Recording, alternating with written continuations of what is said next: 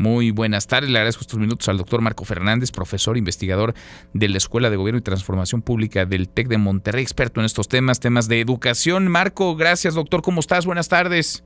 Hola Manuel, muy buenas tardes, gracias por el espacio. Gusto en saludarte. Empecemos, si te parece, por lo legal y luego le entramos a la forma, a lo que está plasmado en estos libros, los libros de texto gratuito que se pretende poner en circulación ya, distribuirlos para que lleguen a los pupitres el próximo 28 de agosto cuando inicie el ciclo escolar. ¿Qué tan legal, qué tan apegado a la norma fue el proceso para elaborarlos, doctor?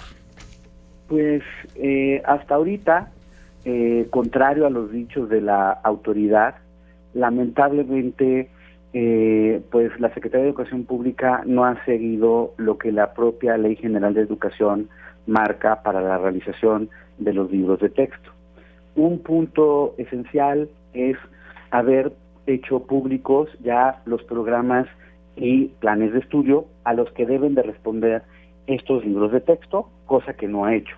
Desde hace unos meses, lo único que se tiene en la página de la SEP es un documento de trabajo en donde los propios docentes no saben si esa es la versión final de los programas y planes de estudio porque supuestamente se iban a enriquecer. Entonces, para tú hacer los libros de texto a los que responden los programas y planes, pues, lo primero necesitas terminar dichos planes y programas, hacerlos públicos, y entonces sí, comienzas el ejercicio de la realización de los libros de texto para que respondan en términos de su contenido, de la coherencia didáctica, a lo que se pretende sean los aprendizajes de cada grado escolar, o en este caso le denominan fases educativas, para que haya una congruencia. Como me lo decía hace poco una profesora de Veracruz, Manuel, para el maestro, digamos que los libros de texto junto con los programas y planes de estudio, trabajan como una especie de sinfonía. El maestro, al ver la coherencia de los tres elementos, puede tener certidumbre de cómo va a planear sus clases a lo largo de las semanas en el ciclo escolar.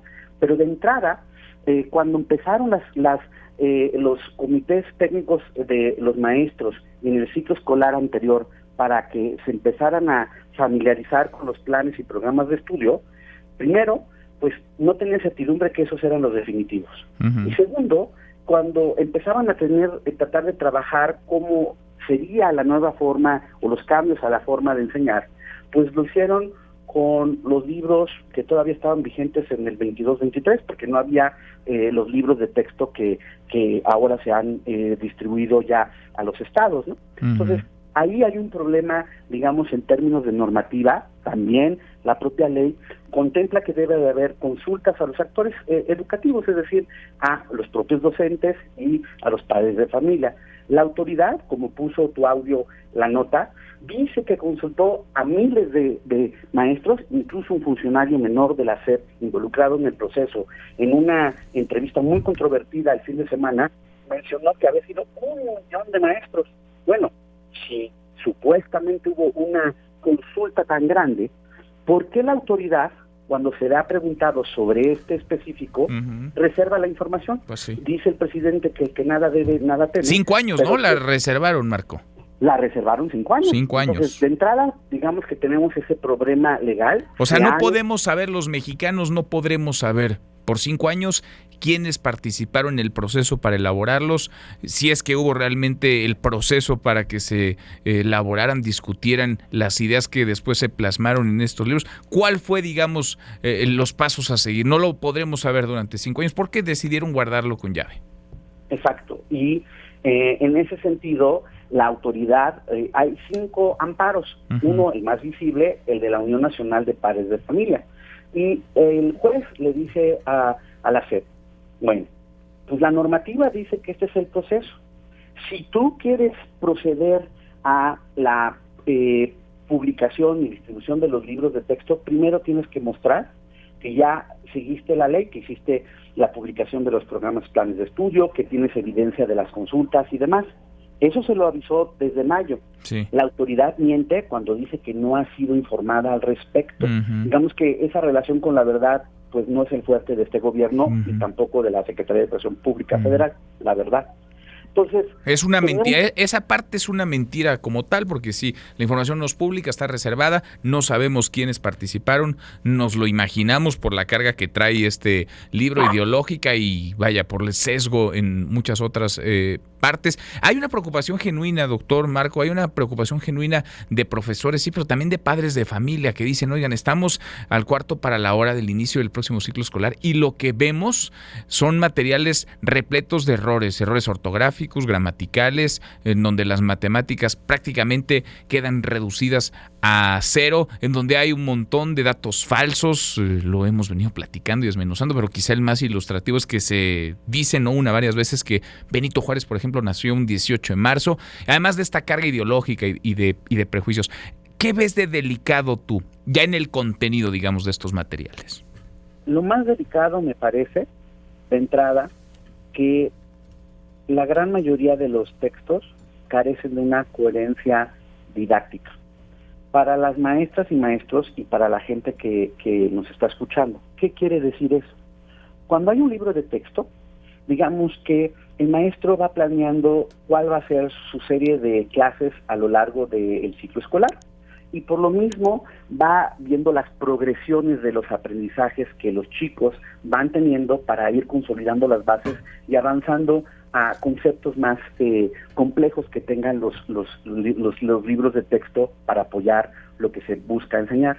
El problema es que los textos están llenos, digamos, de conceptos que saltan de un lado al otro sin que haya una coherencia, sin no haya un hilo conductor.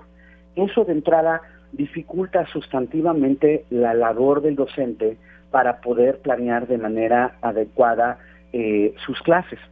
A eso se añade una preocupación que los docentes que ya han empezado en algunos estados como Nuevo León a analizar en grupos algunos de estos textos. Lo más básico es que no encuentran estrategias para la enseñanza de la lectoescritura. Eso es súper importante porque si tiene la deficiencia, por ejemplo, los libros de primer grado, si los chicos no aprenden bien con una metodología la lectura y la escritura, difícilmente pueden entonces tener las bases para el resto de los conocimientos. Y a eso se suma ya lo que tú has hecho mención, problemas, por ejemplo, en la falta de adecuación de cierto material de acuerdo a la edad del chico, justo en los libros de primero de primaria. Los textos son textos que están siendo con párrafos largos y con un lenguaje más dirigido a los papás, a las mamás y a los docentes que a los propios chicos. O sea, no hay mucho de pedagogía, digamos, de estructura, de orden educativo para justamente formar, para lograr comprensión, doctor. Exacto. Y de hecho, o sea, tú imagínate, piensa en a lo mejor tienes hijos o tus sobrinitos, etcétera. Cuando ellos iban a primero de primaria, apenas están aprendiendo a leer. Si tú les metes un texto con párrafos largos, con palabras, pues, digamos, más propias para los adultos, pues no va a ser muy fácil que aprendan este conocimiento básico para el resto de los aprendizajes, como es la lectura. Entonces, a eso se suma, pues, en otros grados, por ejemplo, errores básicos como la famosa ilustración del sistema solar que tiene deficiencias serias en su contenido y demás.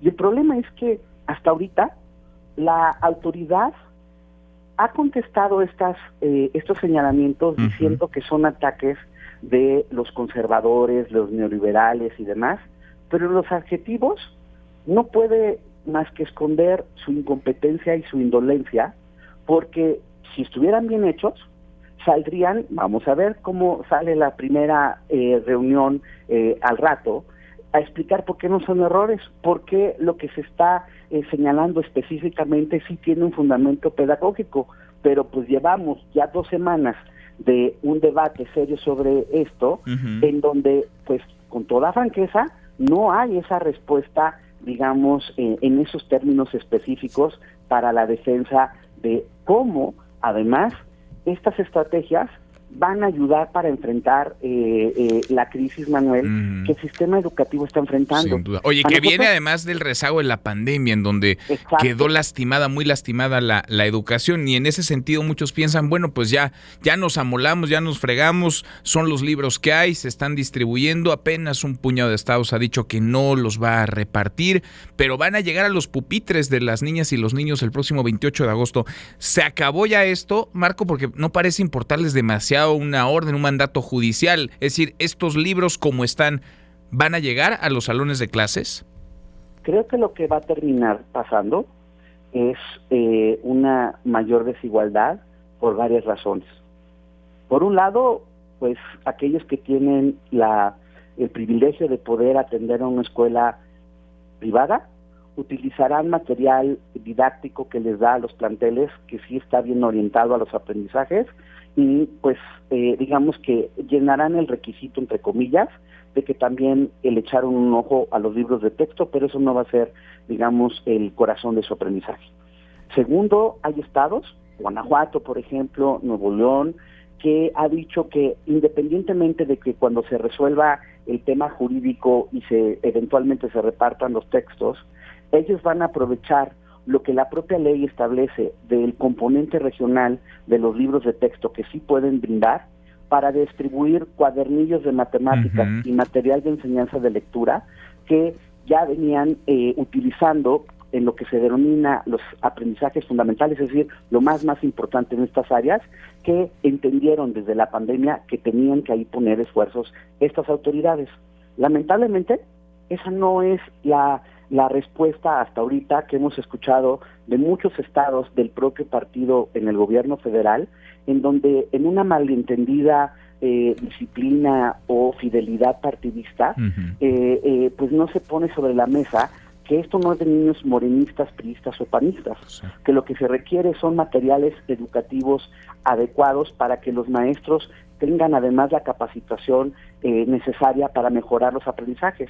Recordemos que el gobierno ha recortado en 80% los recursos de la capacitación y que hace ratito tú decías, la crisis sí, estamos hablando de 1.200.000 estudiantes que ya no regresaron a las aulas el ciclo escolar anterior derivado de la pandemia y que lamentablemente este gobierno federal irresponsable se ha negado a hacer una evaluación del impacto en los aprendizajes que les sirva a los profesores para que con ese insumo vean cómo empezar a nivelar primero lo que no aprendieron los chicos en los ciclos escolares que tuvieron a la distancia, para entonces poder enseñar lo que les corresponde a este ciclo escolar. Tenemos sí un rezago acumulado y una brecha que por desgracia con estos materiales se va a seguir ensanchando. Marco, gracias, muchas gracias, doctor, por estos minutos. Gracias, Manuel, por el espacio. Muy buena tarde. Muy buenas tardes. Son indefendibles por donde se les vea y como se les revise, aunque algunos tengan que plantar cara y decir que los materiales están bien hechos, en realidad son indefendibles. Estos libros de texto gratuitos son un desastre. La hora con 32, pausa, volvemos, hay más.